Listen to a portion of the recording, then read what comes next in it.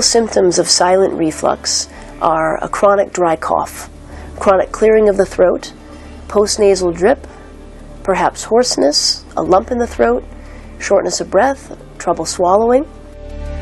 It can be confusing because often patients say, well, I don't have all that, I just have this annoying cough. So many patients have a couple of symptoms, some patients have one symptom, and I have plenty of patients who have them all.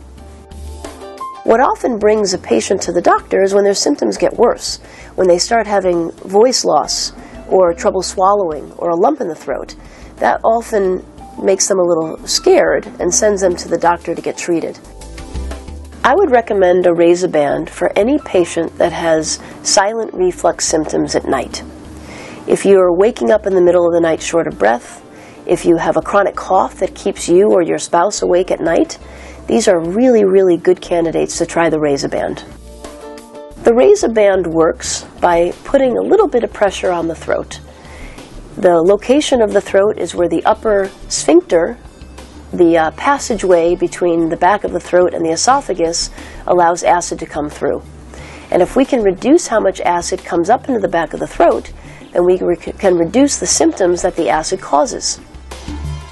I have a number of patients on the REZA band, and those patients are now able to sleep well through the night.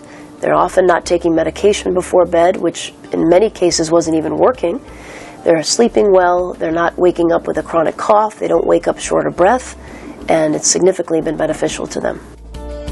I've had patients call me the next day after wearing a REZA band and say, I have not had a good night's sleep like that in months or even years. So I have seen immediate benefits of patients wearing a REZA band to sleep at night. It's natural, it's non-medicated, it's very inexpensive, and if that works for a patient, wouldn't that be the best way to treat your acid reflux than taking a pill once or twice a day?